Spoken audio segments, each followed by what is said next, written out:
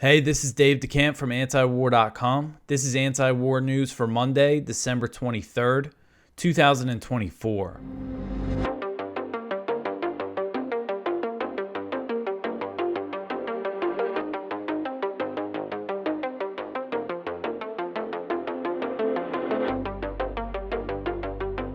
All right, first thing I just want to mention, I'm taking off Christmas Eve and Christmas Day.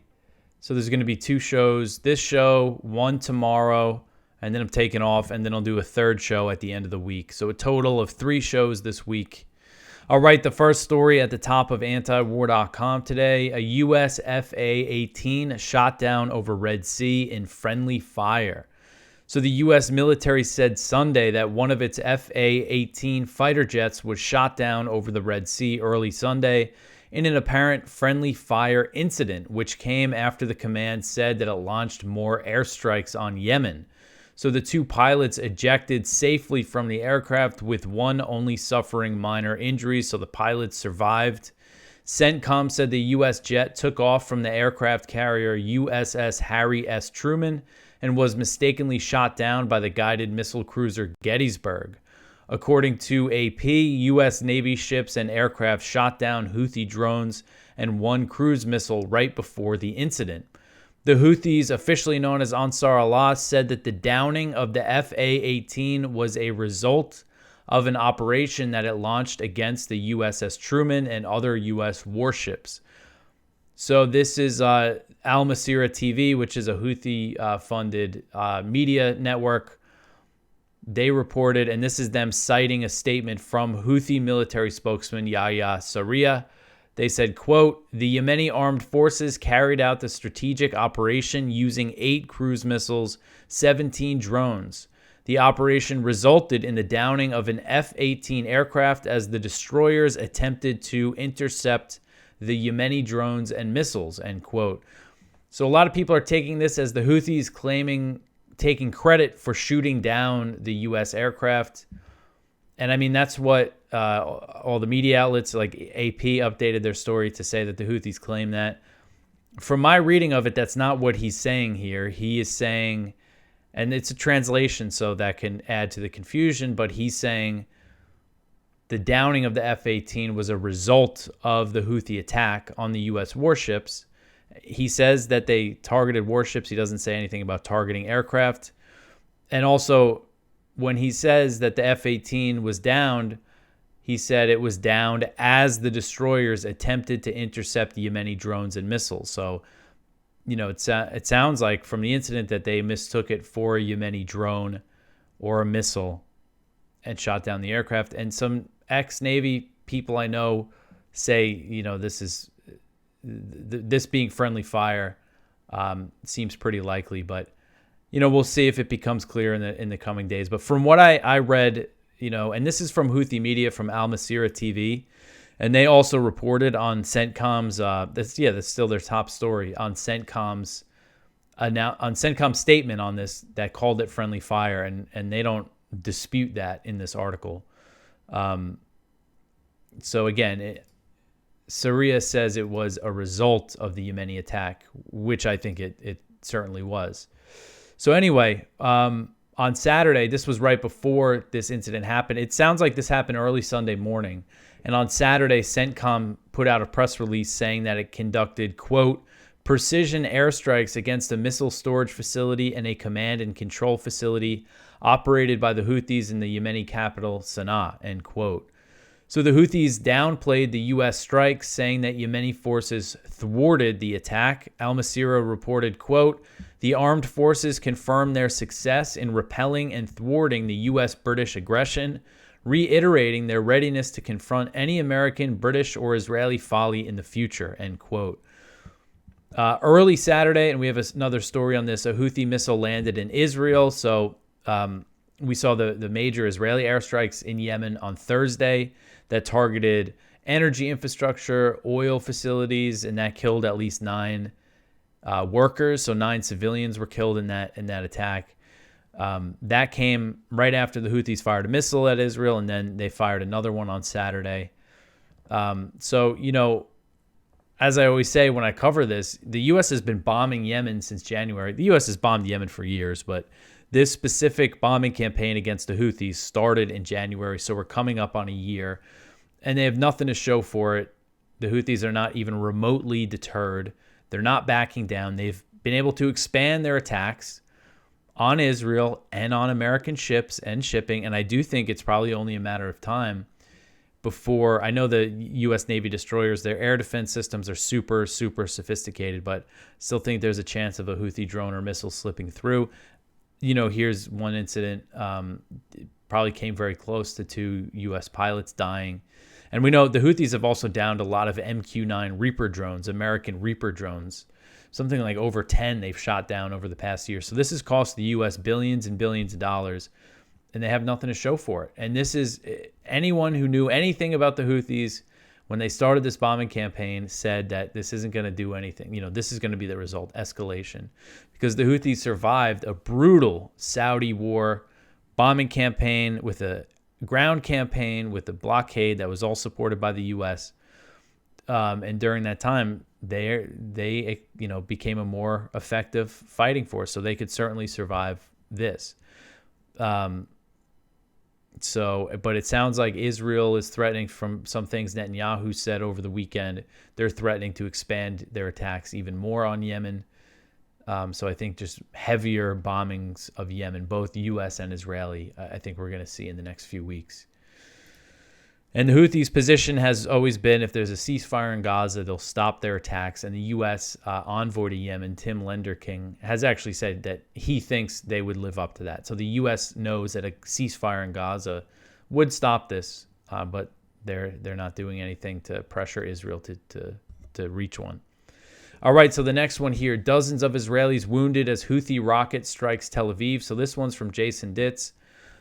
This is just about, again, that strike. This was on Saturday. The Houthis reported that they had aimed at an unspecified military target in Tel Aviv with a Palestine II hypersonic missile. The Israeli military reported that 23 people were lightly injured by shattered glass, and another 14 were injured trying to flee to the shelters. Reportedly, the missile hit a public park and alarms were activated across central Israel, leading millions to flee to shelters. The Israeli military's air defenses failed to intercept the missile, and officials are saying they intend to launch an investigation to figure out why that was. So a few days ago, there was the other Houthi missile in Tel Aviv that, according to the Israeli account, it was intercepted by air defenses, but then the debris from either the missile or the interceptor then landed on a building, an elementary school building, and destroyed it. And it was at night, so there's nobody in the building. There was no casualties. But they're saying that the missile got past the defenses and was not intercepted. All right, so the next one here, Israel kills dozens in Gaza, including many children. So just the slaughter in Gaza continues. It was just a particularly brutal weekend when it came to Israel killing children in Gaza. So Gaza's health ministry said Sunday that Israeli attacks killed at least 32 Palestinians and wounded 54 over the previous 24-hour period, as children were slaughtered across the strip. The ministry's numbers only account for dead and wounded Palestinians who arrive at hospitals and don't factor in those missing under the rubble or in the besieged areas that rescuers are unable to access. Israeli attacks on Sunday included the bombing of a school sheltering displaced Palestinians in Gaza City. According to Gaza Civil Defense, the strike killed at least 8 Palestinians, including 4 children. This picture here is from central Gaza, the Al-Aqsa Martyrs Hospital, where people were killed in that area as well. Israeli strikes also targeted Jabalia, northern Gaza, which has been under a total siege as part of this ethnic cleansing campaign. According to Al Jazeera, those strikes killed at least 5 Palestinians, including 4 children. Another child was killed by an Israeli drone attack on a group of people in the Barej refugee camp in central Gaza. And overnight, Israeli strikes hit a home in Deir el-Bala, central Gaza. And according to Wafa, the Palestinian news agency, at least 5 were killed, and women and children were among the dead. Children are being killed and maimed every day. This just seemed like in every single strike, children were killed.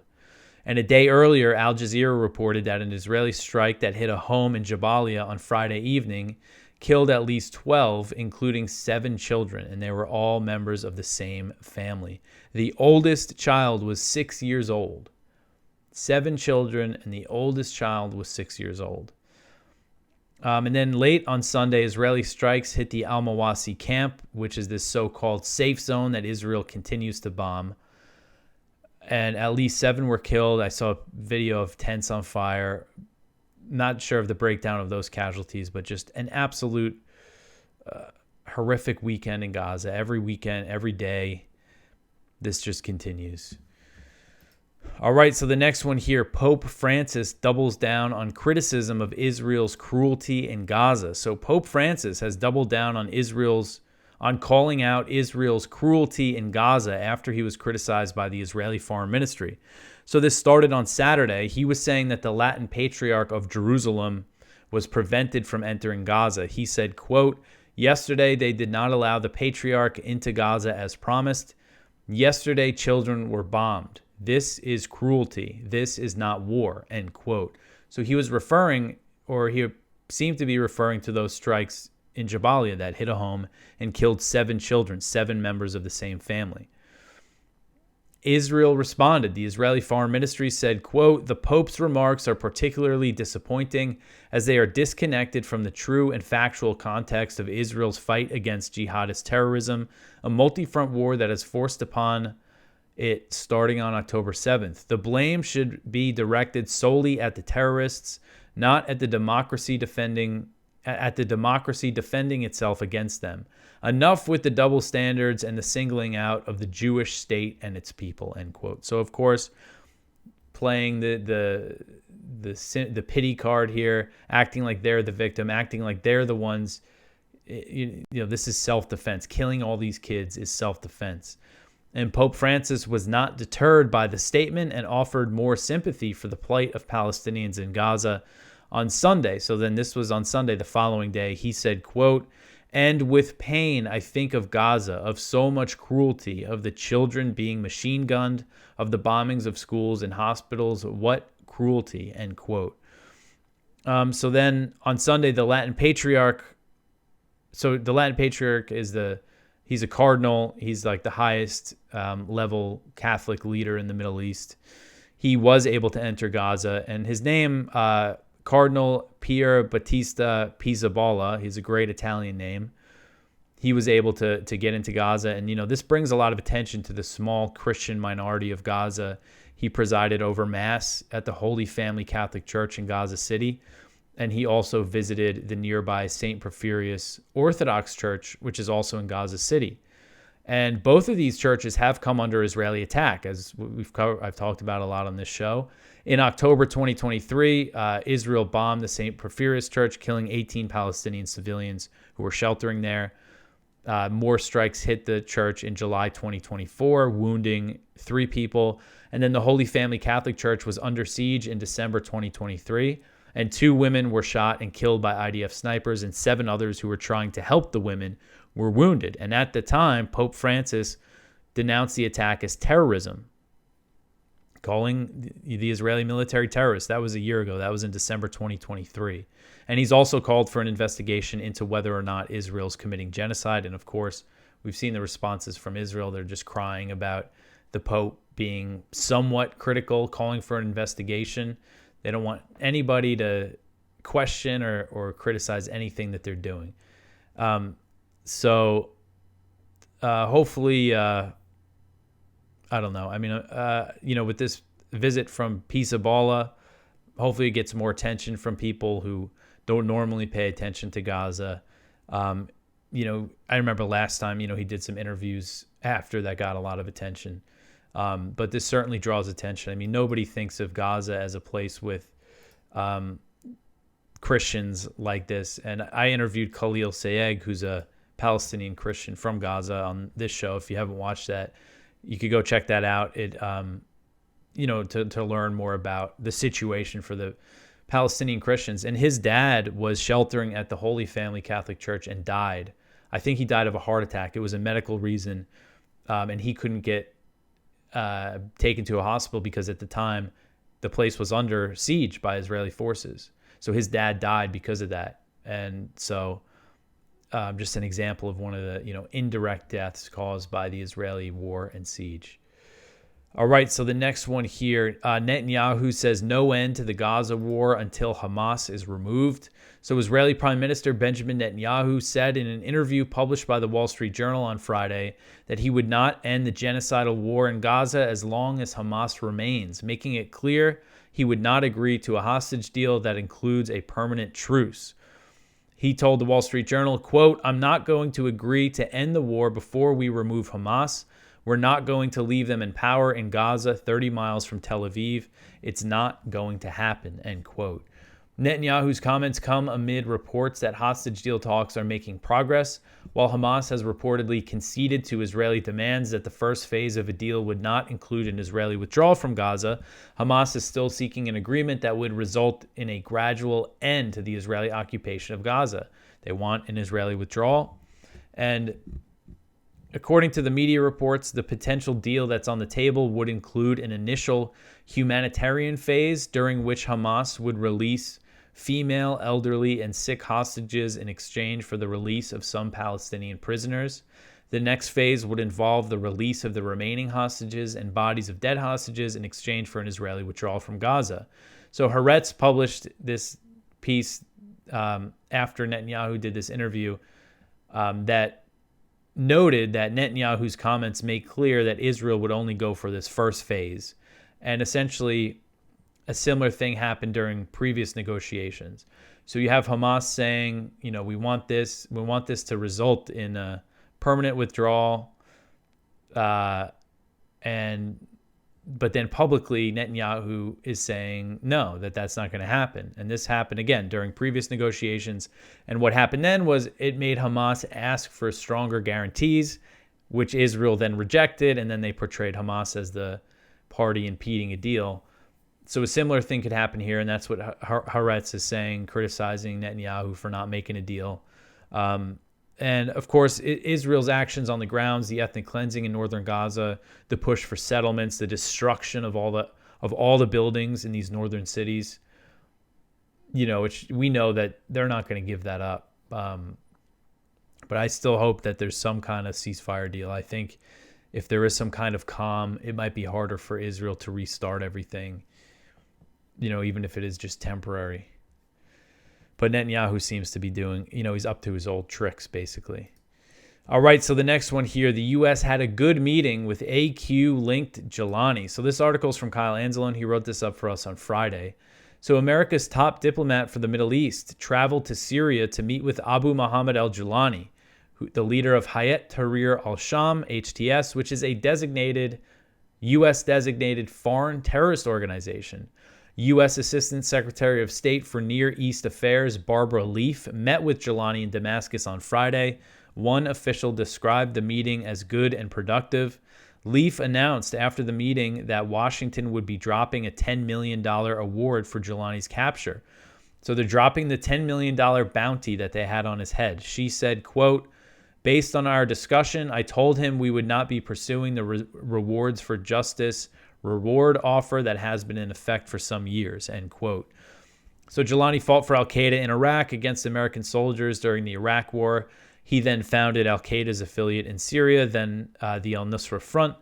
And then in recent years, he's gone on this rebranding campaign. So Leaf had very positive things to say about the founder of al-Qaeda in Syria, who's going by his real name now, which is Ahmad al-Shara. She said, quote, "I heard him on his priorities, which are very much rooted in getting Syria on the road to economic recovery. We've been hearing this for some time, some very pragmatic and moderate statements on various issues, from women's rights to protection to equal rights for all communities. It was a good first meeting. We will judge by deeds, not by words," end quote. So I guess this was on the same day, one of Julani's spokesmen. So she's saying that they're saying all these good things about women's rights. But one of Julani's spokesmen said that women's role in Syria will be limited by their nature. Spokesman said, quote, "A woman is an important and honored element of society, but her tasks should be in line with roles she can perform. For example, if we say a woman becomes responsible for the defense ministry, is this in accordance with her being and her psychological and biological nature? There is no doubt that is not in accordance, end quote. In one of his first addresses to the Syrian people, Julani declared the institution of Sharia law. So now, Barbara Leaf, someone commented on a tweet from a few months ago. I saw that she called Shiite militias in Iraq, Shiite militia members, she called them creatures. She said the Iraqi government must get these Shia militias, these creatures in these militias under control. So maybe that's why she likes Al-Qaeda, because they have a similar view on the Shias. But it's just really amazing to see this, like a high-level U.S. official go shake hands with the founder of Al-Qaeda in Syria. All right, so the next one here, Turkey demands the U.S. end support for Syrian Kurds. This article is from Jason Ditz. So the U.S. has been repeatedly trying to reassure their Kurdish allies that they don't face any major threat from Turkey.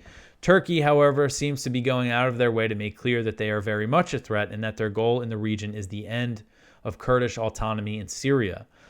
On Friday, Turkish President Erdogan said that there was no longer any reason for the international community to back the Kurdish SDF, and demanded that other nations, particularly the United States, end their support for the group. Though the demand has been renewed since the Turkish-backed regime change in Syria, it is not entirely new, as Turkey has been demanding the U.S. stop backing the SDF for many years now. The U.S. chose to get out of Turkey's way for an anti-Kurd offensive in 2019, but the U.S. continued to back the SDF and has a presence there. And so Turkey seems to believe that they can convince HTS to tamp down Kurdish ambitions for autonomy. Turkey's foreign minister is prepared to do whatever it takes, up to and including military action, to see this goal through if the HTS proves unable to address territorial integrity, which is to say ensuring the Kurds don't retain any measure of the autonomy they enjoy right now. It's really rich for Turkey to be talking about Syria's territorial integrity, but essentially what they're saying is they want a crackdown from, they want HTS to crack down on the SDF, and they have the Syrian National Army as well that has been fighting against them, and then you have the U.S. right there backing the Kurds. Just such a mess in Syria. All right, so the next one here, Israel seizes new villages in southern Syria, fires on protesters. So this is another one from Jason. He wrote this up on Friday. So Israeli troops advanced into villages in southern Syria. Dozens of locals protested against the Israeli occupation just outside of one of these villages, and Israeli troops opened fire using live rounds, and at least one injury was confirmed. And these areas are close to what they call the Purple Line. I didn't know that it was called this. So we talk about the buffer zone, and the rest of Syria that separates the rest of Syria from Israeli-occupied Golan Heights. Well, apparently the line in the middle there is called the Purple Line. But this just goes to show Israel is continuing to move in. They're advancing their invasion of southern Syria. That's what this is. And Israeli bulldozers and tanks are moving into areas to bulldoze trees and agricultural land. Netanyahu has told them they're going to stay in this buffer zone, Mount Hermon area, until at least the end of 2025. It sounds like the Israelis are digging in for a long-term occupation, and we know once Israel is, firmly occupying a territory, they're not going to give it up, and they're continuing to push further. And it almost seems like it's only a matter of time before some actual fighting starts in southern Syria as a result of this. All right, so the next one here, a report says that Trump will continue arms shipments to Ukraine. So this article is from Kyle Anzalone. So according to a report from Financial Times, President-elect Donald Trump is planning to continue military aid to Ukraine after his return to the White House. The transition team has told some members of NATO that the incoming president plans to increase member states' minimum military spending levels to more than double the current amount. So this report reads, quote, in a boost for allies deeply concerned over their ability to support and protect Ukraine without Washington's backing, Trump now intends to maintain U.S. military supplies to Kiev after his inauguration, end quote. So not a good sign, because this is one thing that Trump was good on the campaign trail, saying that he's going to end the war in Ukraine. But now his transition team is, according to this report, telling European countries, don't worry, we're going to keep the military aid flowing. And I'm sure they're going to try to use it as leverage for some kind of deal with Russia. But if they're not sincere about ending the war, they're not going to offer Russia anything that they're going to accept. So again, concerning to see. And they're also saying that NATO members have to increase military spending to 5% of their GDP, which is more than twice the 2% goal that NATO set out, which most of the NATO countries aren't even close to. So this is kind of Trump's thing. You have all these Democrats say he's going to quit NATO, he's going to abandon NATO. They make Trump sound better than he actually is. His whole thing is these countries have to pay more. They got to pay more of the bill for NATO. And this could lead to reductions of U.S. troops in Europe. I mean, that would be good and everything, and less U.S. military spending. But ultimately, he doesn't plan on abolishing NATO. I wish he did, but there's no sign that that's his line of thinking here. All right, so the next one here, a new military aid package for Taiwan. So on Friday, the White House released a brief memo that said President Biden directed the authorization of a new military aid package for Taiwan worth $571 million. So the memo did not detail the contents of the arms package, only saying it would include defense articles and services of the Pentagon and military education and training for Taiwan. So the U.S. did this a few months ago in September, same amount, $571 million. So this brings total U.S. military aid for Taiwan, and this is U.S.-funded military aid, not just a weapons sale, to over $1 billion for this year. And this is a form of support the U.S. just started giving Taiwan in 2023. This money comes from that big $95 billion foreign military aid bill that Biden signed earlier this year.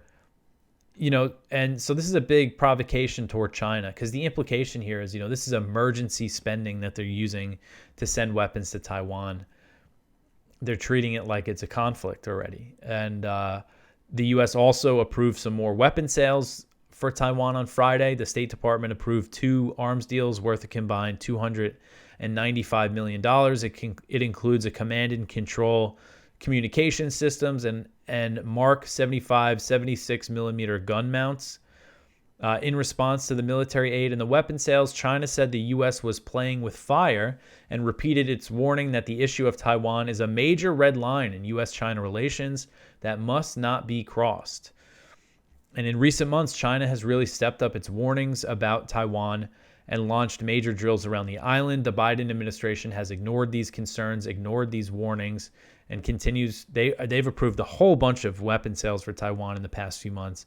And now this new military aid, they're really ratcheting up the tensions with China on the way out as well. Most people are paying attention to Ukraine, but they're also trying to rush weapons to Taiwan. Obviously not as much as Ukraine, but still, this is all very provocative toward China. All right, so the last story here is about the Christmas market attack in Germany, which I'm sure you all heard about. Connor Freeman wrote this up for us Friday. It's a strange story, horrific attack. I saw the video. I mean, absolutely just a nightmare. At least 5 people were killed, including a child, with over 200 wounded. And the twist here is that the driver was identified as a 50-year-old Saudi Arabian citizen who first arrived in Germany in 2006. So the assumption was this was some sort of Islamic terrorist attack. And I admit, on Friday night when I saw this, and I saw that he was Saudi, my assumption was it was, some kind of response to Gaza, because Germany's a big weapon supplier of Israel. But it turns out this guy, whose name is, where is he? Talib El Abdul Mohsin, is very anti-Islam. And if you look at his social media history, he's an ex-Muslim, and he's said that he's angry at Germany for, letting all these Muslims in. Just, again, not what you would expect. He had a lot of pro-Israel posts on X, on Twitter. At the same time, why attack a Christian, a Christmas market? So, we might not know all the details here, but Twitter deleted his account or made it private or whatever, so you can't look at things anymore. But again, just kind of a weird story here. No official motive, I guess, yet. The guy just seems like he was a nut. But just, again, horrific attack in Germany. All right, so that is it for the news for today. Please go check out our viewpoints. One from Ryan McMacken, the USS Liberty and America's greatest ally. One from Ramsey Baroud, Israel to annex the West Bank, why now? One from John and Nisha Whitehead, you'd better watch out, the surveillance state is making a list. One from NL Sheline, Jordan braces as Israeli annexation of the West Bank looms. And one from Haaretz, Israel is losing its humanity in Gaza. Please go check that out. Check out our blog. We have a good story about a veteran, a 17-year veteran and intelligence officer, Josephine Goulbey. She disrupted the House Committee on Veterans Affairs to call out the billions of dollars Congress sends to fund genocide in Gaza while neglecting veterans at home. You can see a video of her doing it there. Other good stuff in the blog. That is everything for me for today. Again, I'll be doing one more show tomorrow, then 2 days off, then the final show of the week. Oh, let's hope, there's some more peace in the world come Christmas Day. Follow us on Instagram. Follow us on Twitter. Follow us on TikTok. We have like over 200 followers over there now. And like, comment, subscribe. All that stuff helps out. I will be back tomorrow with some more news. Thanks for listening.